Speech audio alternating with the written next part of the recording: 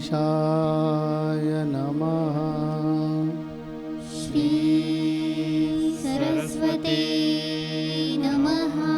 श्री गुरुभ्यो नमः।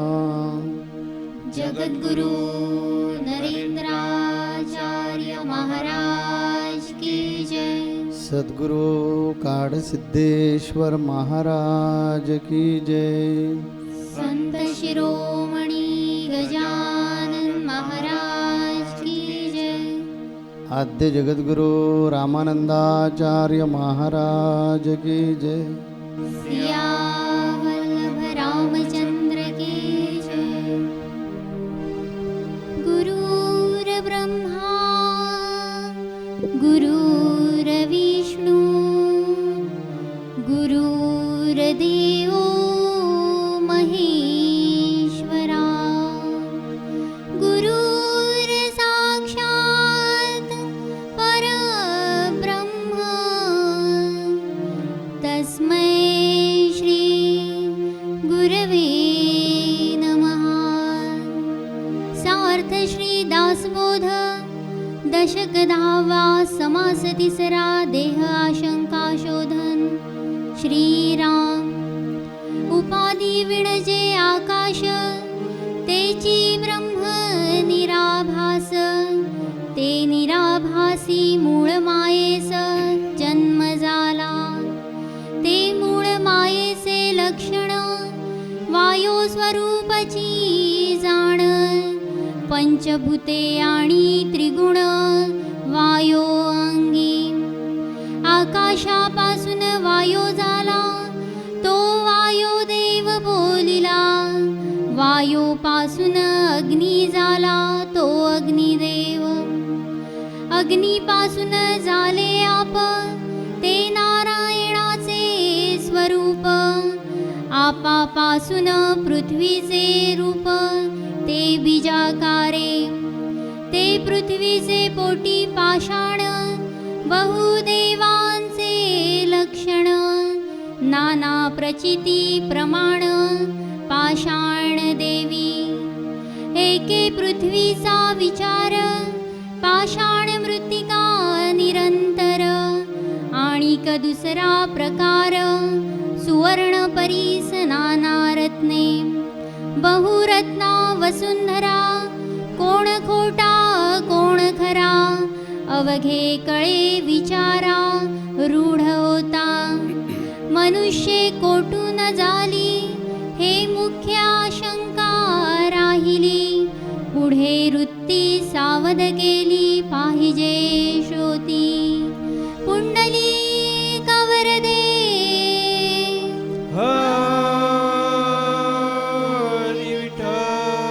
श्री ज्ञानदेव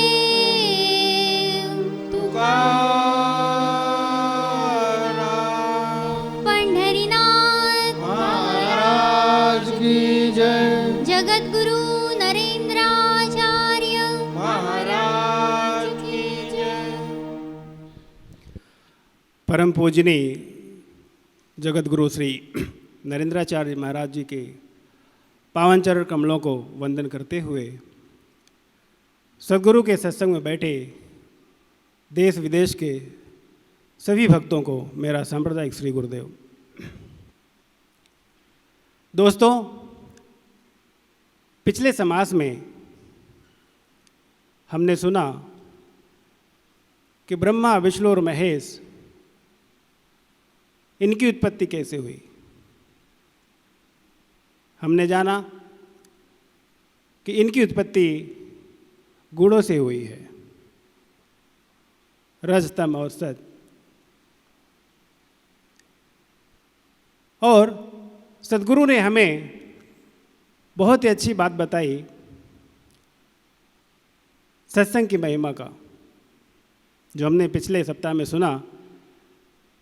हम आज के विषय पे आगे बढ़े उसके पहले मैंने सोचा एक बार फिर से याद कर लें कितनी बहुमूल्य बातें हमने सुनी थी। श्रोता के इस शंका का समाधान समर्थ ने किया कि जो वो बचपन से सुनते और पढ़ते और देखते आया था कि ब्रह्मा विष्णु और महेश ही सब कुछ हैं, इनके अलावा और कुछ नहीं है, वो सत्य नहीं है। उसका समाधान हुआ। दूसरी बात, सद्गुरु ने कहानी के माध्यम से जो बताई थी सत्संग की महिमा, कि सत्संग शब्द को सुनने मात्र से आपकी मुक्ति मिल जाती है। वो कीड़े की, पंछी की, पशु की मुक्ति सिर्फ सत्संग शब्द को सुनने मात्र से हो गई थी। तो आप सोचिए हम और आप कितने भाग्यशाली हैं कि हम तो स्वयं सद्गुरु के समक्ष सत्संग में बैठते हैं, हर सप्ताह आते हैं सत्संग में, इस ज्ञान के सागर में सद्गुरु की अमृत वाणी सुनते हैं। तो क्या हमें इसे गंवाना चाहिए, इस मौके को? नहीं मेरे दोस्तों, कुछ भी करके, कुछ भी प्रयत्न करके हमें कोशिश करनी चाहिए, हम सबको कोशिश करनी चाहिए कि हम हर सप्ताह सत्संग में आएँ, अपने परिजनों को लेके आएँ, अपने परिवारजनों को लेके आएँ, दोस्तों को लेके आएँ, लेकिन सत्संग में अवश्य आएँ। इस सत्संग की महिमा के साथ अब आगे बढ़ते हैं। आज का जो समास है, प्रकृति की उत्पत्ति। अब तक हमने देखा देव की उत्पत्ति। अब श्रोता का प्रश्न है कि हे सद्गुरु, मुझे बताइए ये प्रकृति सृष्टि कैसे उत्पन्न हुई? अब इस दासबोध के 103 समास हो चुके हैं, ये 103वां समास चल रहा है। ज्ञान का स्तर बढ़ते जा रहा है, शंकाएं बढ़ती जा रही हैं, समाधान की अपेक्षा बढ़ती जा रही है, और ये अच्छी बात है।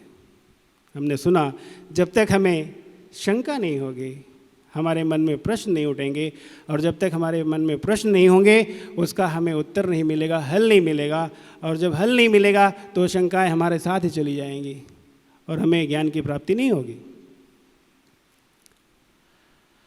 अब इस समास में समर्थ से बताते हैं कि देव की उत्पत्ति कैसे हुई। कहते हैं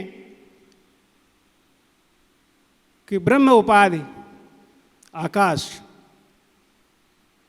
उसी से माया की उत्पत्ति होती है, और माया के अंदर ही 3 गुण होते हैं। उन्हीं 3 गुणों से जब माया पंचतत्व बनता है, और पंचतत्व और 3 गुण से सृष्टि का निर्माण होता है। माया से, आकाश रूपी माया से, या हम यूँ कह लें कि हमने जैसे कहा कि ब्रह्म की उपाधि से प्राप्त आकाश ही, उसी से वायु उत्पन्न होती है, उसे वायु देवता कहते हैं। और वायु से अग्नि उत्पन्न हुई, उसे अग्नि देवता कहते हैं। यहाँ ये बता रहे हैं कि जो हम सुनते हैं कि वायु देवता है, अग्नि देवता है, जल देवता है, धरती माता है, ये वास्तव में है तो इनकी उत्पत्ति कैसे हुई, उसे विषय का समाधान है इसमें। तो पिछले समाज में हमने सुना कि राम का नाम अगर हम प्रतिदिन लें तो अंत समय में उसे बार बार दोहराने की जरूरत नहीं पड़ेगी, हमारा कल्याण हो सकता है। तो हरि का नाम, भगवान का नाम हमें हर रोज़ हर दिन समय निकाल कर अवश्य लेना चाहिए। यही इस भजन के माध्यम से हमें समझ आता है। आगे बढ़ते हैं। समरश्री कहते हैं कि आकाश से वायु, वायु से अग्नि, अग्नि से जल, जल से पृथ्वी, ये इन पंचभूतों का जो अवतरित होने का क्रम है ये इस तरह से है। तो वायु से वायु देवता, जल से अग्नि देवता, जल का रूप नारायण का रूप माना गया है। लेकिन जितने भी देवी देवता हैं, जितनी भी शक्तियां हैं, चाहे चामुंडा शक्तियां हो, किसी भी देवी की शक्ति हो, किसी भी देव देवता की हो, वो सब का निवास वायु में होता है। समर्थ इस बात को जोर दे के हमको समझा रहे हैं कि पूरी शक्तियाँ इस ब्रह्मांड में जितनी हैं वो वायु स्वरूप ही है। आगे कहते हुए समर्थ बताते हैं कि जैसे वायु के दो रूप होते हैं, एक साधारण जिससे हम जानते हैं, जिससे हम सांस लेते हैं, जिंदा रहने के लिए जो आवश्यक है वो भी वायु है। दूसरा जो रूप है वायु का वो जगत ज्योति का रूप है, जिसमें सारी शक्तियाँ मौजूद हैं। ठीक उसी तरह अग्नि के दो रूप बताए गए हैं। एक तो वो जिससे प्रकाशमय सूर्य, अग्नि, ये पैदा होते हैं, इनका एक रूप है। दूसरा चंद्रमा, तारे, शीतलता, ये भी उसका एक दूसरा रूप है। तो यहाँ बताते हुए समझा रहे हैं कि हर एक भूत का दो दो रूप है। एक तो जो हम सांसारिक तरह से हम समझ सकते हैं, दूसरा उसका आध्यात्मिक रूप है, जिसको समझने के लिए हमें सत्संग में आना पड़ेगा, हमें सद्गुरु की शरण में जानी पड़ेगी, क्योंकि बिना ज्ञान के हम वो समझ नहीं सकते।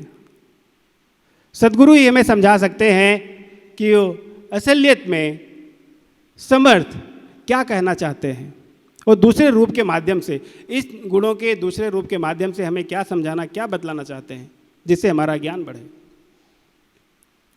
सद्गुरु सर्वव्यापी, सर्वज्ञानी, ब्रह्मज्ञानी होते हैं, उन्हें सब पता होता है।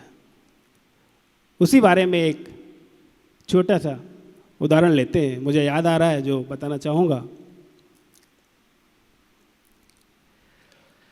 एक बार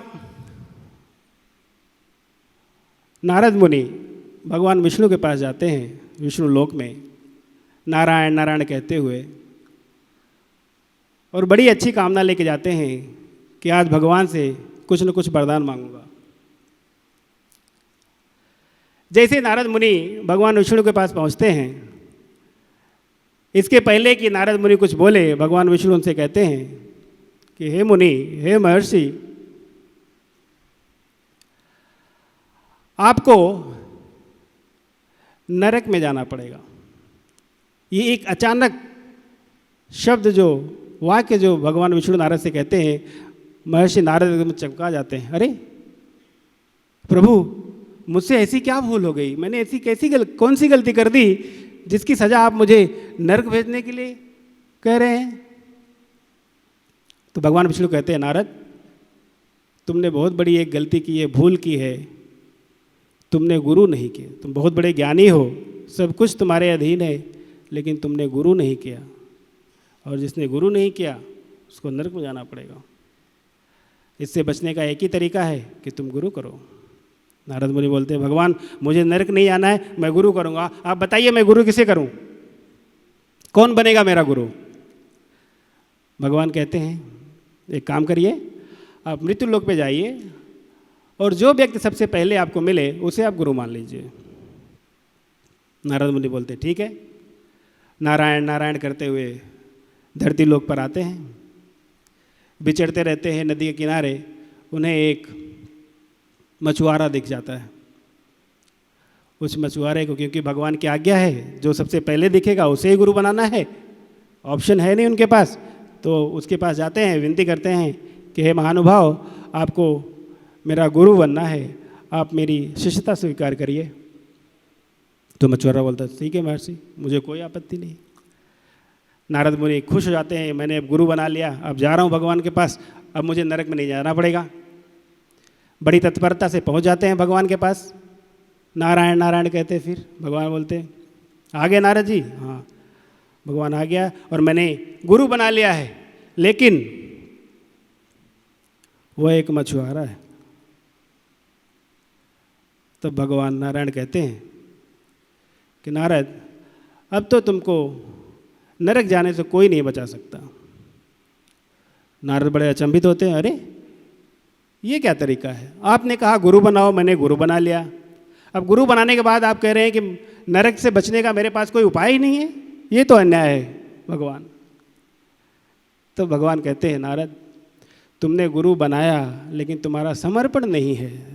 तुमने ये कहा कि मैंने गुरु बना लिया, लेकिन वो मछुआरा है। आपने लेकिन शब्द लगा के उनकी जो गुरुत्व है, गुरु की जो महिमा होती है, गुरु जो एक शक्ति है, एक व्यक्ति नहीं है, उसको तुमने माना नहीं, अपमान किया है, तो तुम्हें नरक जाना पड़ेगा। अब नारद जी बहुत परेशान हो जाते हैं, नहीं नरक तो मुझे नहीं जाना, अब क्या करूं, भगवान उनकी कुछ मदद नहीं करते। फिर नारद जी परेशान होकर आते हैं और सब वाकया अपने गुरु को बता देते हैं। तो उनके गुरु उनको बुलाते हैं, उनके कान में कुछ कहते हैं और फिर उन्हें वापस भेज देते हैं। नारद जी आते हैं भगवान के पास। नारद जी कहते हैं, ठीक है प्रभु, अगर आपकी इच्छा है कि मुझे नरक में जाना है तो मुझे कोई आपत्ति नहीं है। मैंने स्वर्ग में इतने साल बिताए आपके साथ, स्वर्ग का हर एक कोना मैं जानता हूँ, यहाँ से परिचित हूँ कि कैसे रहा जाता है, रहन सहन सब जानता हूँ। मुझे नरक का नॉलेज नहीं है, मुझे पता नहीं नरक दिखता कैसे है, उसका द्वार कैसे, कैसे जाएं। तो कृपया करके आप बताइए कि नरक दिखता कैसा है ताकि मुझे जाने में आसानी हो। तो भगवान विष्णु एक लकड़ी उठाते हैं और वहीं नरक का पूरा नक्शा बना देते हैं। जैसे ही भगवान विष्णु नरक का पूरा नक्शा कंप्लीट करते हैं, नारद जी जंप करके उसके अंदर बैठ जाते हैं। बोलते भगवान, वो नरक भी आपने बनाया, ये नरक भी आपने बनाया, मैंने आपकी बात मान ली, मैं नरक चला गया। तो भगवान विष्णु जोर जोर से हंसने लगते हैं कि नारद, मैं समझ गया तुम्हें गुरु मिल गया है, सच्चा गुरु मिल गया है। मेरे भाइयों, यह होती है गुरु की शक्ति। उनके रूप में मत जाइए, उनके वेशा पे मत जाइए, उनमें विश्वास करिए कि गुरु की शक्ति, गुरु की वाणी, गुरु की दृष्टि हर एक में हमारे भूत, वर्तमान और भविष्य का राज छुपा हुआ है। हम कौन हैं, किस लिए आए हैं, हमें किस रास्ते जाना है, सब उनको पता है। इसीलिए जब हमसे सद्गुरु कुछ कहें, कोई कार्य दे, कोई सेवा दे, तो हमें उसमें लेकिन शब्द नहीं लगाना चाहिए। हमें बड़ी ही अनन्य भाव से, तत्परता से उसका स्वीकार करके उस कार्य को ईमानदारी से पूरा करना चाहिए। फिर देखिए, हम पर, आप पर सद्गुरु की कृपा ऐसी बरसेगी कि जिस ज्ञान के लिए हमारा जन्म हुआ है, अपने आप को पहचानने के लिए जो हमें मानव देह मिला है, हम उसे ज़रूर पा सकेंगे। और हमारे सद्गुरु ने पिछले सत्संग में बताया भी कि वो सद्गुरु स्वयं परब्रह्म है, भगवान है, और वो ये उद्देश्य लेके चल रहे हैं कि हमारे जितने संतान हैं, जितने बच्चे हैं, जितने भक्त हैं, जितने शिष्य हैं, सबको मैं भगवान बनाऊं। उनकी तरह से कोई कमी नहीं है। वो जब जैसे जहाँ मौका मिलता है, ऑनलाइन सत्संग से, शिविर से, समस्या निवारण दर्शन से, हर संभव कोशिश करते हैं कि हमारे हर समस्या का, हमारे हर शंकाओं का समाधान करें। कमी हम में है, हम कम पड़ जाते हैं, हम उन तक पहुंचने में कंजूसी करते हैं। जो मेरे ख्याल से आज इस सत्संग के माध्यम से मैं विनती करना चाहूँगा कि हमें उसमें सुधार लाना चाहिए, हमें अपना आकलन करना चाहिए और देखना चाहिए कि हम कहाँ कम पड़ रहे हैं, ताकि सद्गुरु से बरसती हुई उस अमृत को हम पीने में पीछे नहीं रह जाएं और अपना कल्याण करके इस नरदेह की मुक्ति कर सकें, उसे पा सकें। ये मुक्ति सिर्फ सद्गुरु ही दे सकते हैं, लेकिन सद्गुरु का अंकित होना आवश्यक है। सद्गुरु को मन से स्वीकारना आवश्यक है। जब तक वो उनके मन में थे, नारद मुनि के मन में थे कि हमने गुरु किया है और मछुआरा है, गुरु में ये दोष है, ऐसे नारद मुनि के मन में जब आ गया तो भगवान ने उनको बोला कि आप चेले होने लायक नहीं है। चेले का काम यही है, गुरु जो बोलेगा वो पूरब है, उस पर कभी भी ऑब्जेक्शन नहीं लेना चाहिए। और ऐसे जो लोग करते हैं, गुरु की आज्ञा ब्रह्म वाक्य समझकर चलते हैं उनका कभी भी कल्याण ही होता है। आज जो हम आपके सामने हैं, मुझे खुद को इसकी अनुभूति है। मुझे मेरे गुरु ने, जब मेरी उम्र 25 साल थी, तब उन्होंने बताया कि आप नौकरी छोड़ दीजिए। क्यों छोड़ने का मैंने पूछा ही नहीं। तब हमें 2.5 साल का बेटा था, पत्नी की उम्र 23 साल थी और हमारे 25 साल। हमने कभी पूछा नहीं कि हम सर्विस कर रहे हैं और ये सर्विस छोड़ दी तो मैं इतना तरुण है, मेरी पत्नी तरुण है, बच्चा अभी छोटा है, उसका आगे क्या हो जाएगा। इस कारण हमारे शास्त्र कहते हैं गुरु वाक्य मंत्र मूलम। गुरु का वाक्य मंत्र समझकर जो चेला, जो भक्त, जो दास आगे जाता है उनका कभी भी कल्याण ही होता है। तो ये भगवान ने हमें अच्छा से अच्छा मौका दिया है। वो मौका गवा देने का या मौके का फ़ायदा उठाने का, ये आप सोचिए। ये मौके का फ़ायदा हमने उठाया और आज ऐसे हम हो गए हैं कि जो खातरी लायक विश्वासपूर्वक हम बताते हैं कि हाँ, जो चराचर में छुपा हुआ है वो ये हम है। ये ऐसे हम विश्वासपूर्वक क्यों बताते हैं? क्योंकि मेरे गुरु ने जो ब्रह्मांड में है वो हमारे में कैसा है वो हमें दिखाया। गुरु के शक्ति के माध्यम से हम ये बोलते हैं, नहीं तो हमारे में ये हिम्मत कैसे आ सकती थी। लेकिन जो मेरे में, हमारे में जो है वो हमें दिखा। इस कारण हम विश्वासपूर्वक बोल रहे हैं कि जो पूरे चराचर में है वो हम है। और आज भी हम आपको वापस बताएंगे। पिछले सत्संग में भी बताया था कि हमारे में इतनी क्षमता है कि आपको भी पूरे ब्रह्मांड का ज्ञान जरूर हम करवा सकते हैं, करवा के दे देंगे। और आप ही बोलेंगे, मराठी में एक तुकोबराया का अभंग है, देव पहावयास गेलो आणि देवच होऊन ठेलो। इसका अर्थ है कि जो ब्रह्मांड में है उनको ढूंढने के लिए हमने प्रयास किया सत्संग के माध्यम से, गुरु के मार्गदर्शन से। और एक दिन हमें ये मालूम हो गया कि हम जिसको ढूंढ रहे हैं, बाहर ढूंढ रहे हैं, वो बाहर कहाँ भी नहीं है, वो हमारे दिल में ही छुपा हुआ है। वो ये हम है। इसका दर्शन हमारे में खुद में हो जाएगा, ये हम आपको विश्वास देते हैं। इसी कारण आप सत्संग में, हर सत्संग में आइए और जो गुरुवाणी से या गुरु जिनके माध्यम से आपको सिखाना चाहते हैं उनका सुनिए और आपके ज़िंदगी का कल्याण करवा के ले लीजिए। हमारा आशीर्वाद आपके सदैव पीछे है। श्री गुरुदेव। जगत गुरु नरेंद्राचार्य महाराज की जय। सद्गुरु काड़ सिद्धेश्वर महाराज की जय। संत शिरोमणि गजानन महाराज की जय। आद्य जगत गुरु रामानंदाचार्य महाराज की जय। सियावल्लभ रामचंद्र की जय।